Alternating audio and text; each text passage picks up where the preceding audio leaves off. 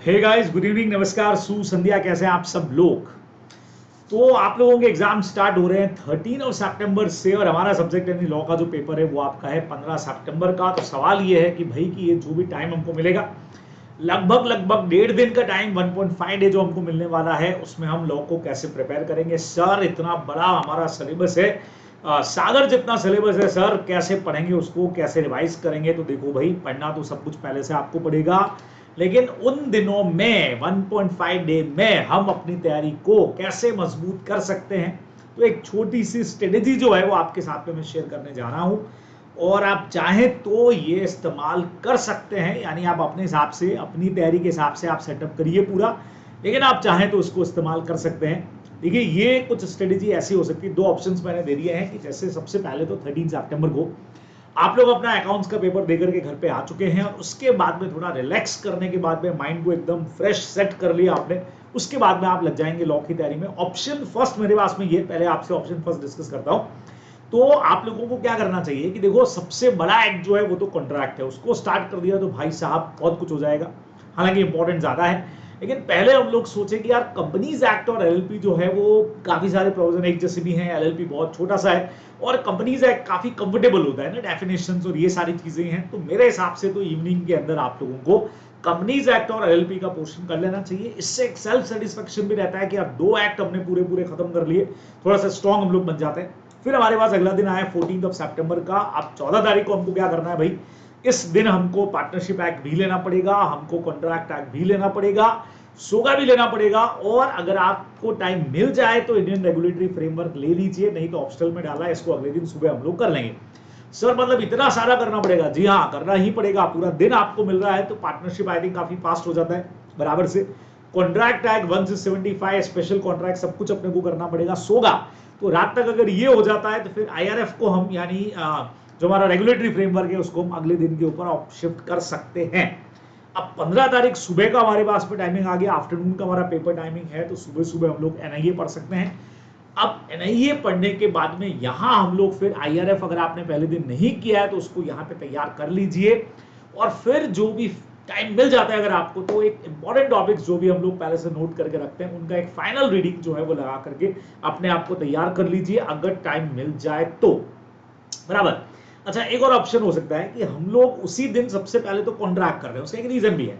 हम सबसे ज्यादा कॉन्ट्रैक्ट एक्ट को ही हम पढ़ते हैं, खास करके जो हमारा बेसिक कॉन्ट्रैक्ट होता है 1 से 75 हमने सबसे बढ़िया पढ़ा होता है। तो आप इंडियन कॉन्ट्रैक्ट का जो बेसिक वाला पार्ट है 1 से 75, वो 13 तारीख को शाम को ही खत्म कर लीजिए।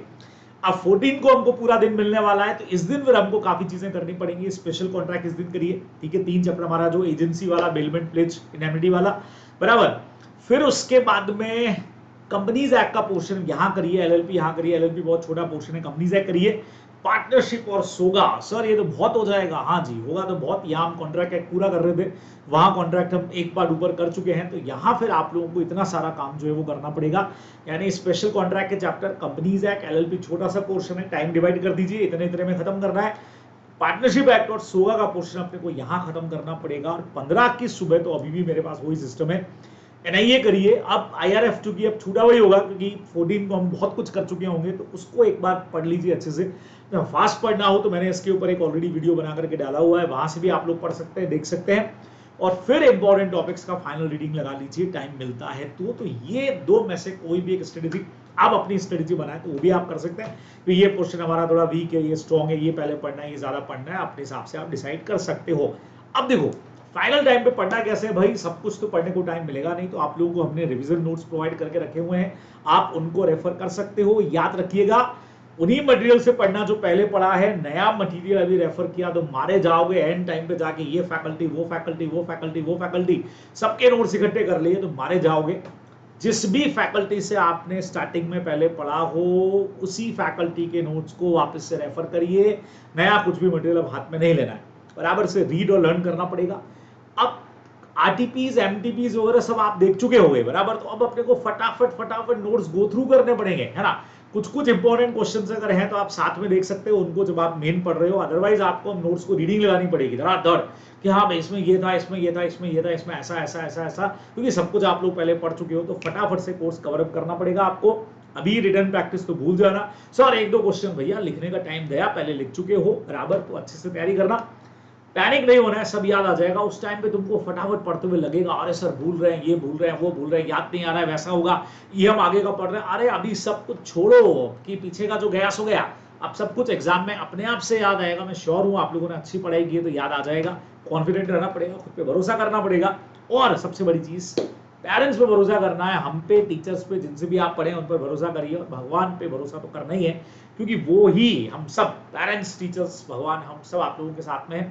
तो बढ़िया तरीके से आप लोग तैयारी कर सकते हैं, तो बिल्कुल बढ़िया काम करिएगा बराबर।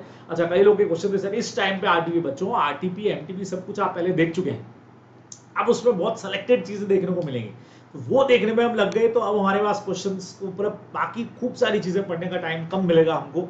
तो ये सब कुछ पहले से करके आप रख चुके होंगे, तो आप लोगों को फाइनली नोट्स उठाने हैं और फटाफट से गो थ्रू करते जाना है। जो जो इंपॉर्टेंट टिक्स लगे हुए रहेंगे कि ये मोस्ट इंपॉर्टेंट है, उनको थोड़ा सा ज्यादा पढ़ लेना है, ये आप लोग ध्यान रखेंगे बराबर से। Don't worry, do your best, God will do rest, बाकी सब भगवान पे छोड़िए, बढ़िया काम होगा। तो बढ़िया तरीके से आप लगे रहिए, अच्छे से तैयारी करिए। तो ये एक छोटा सा स्ट्रेटेजी मैंने आप लोगों के साथ में शेयर किया है, जिसको आप चाहें तो इस्तेमाल कर सकते हैं। All the best.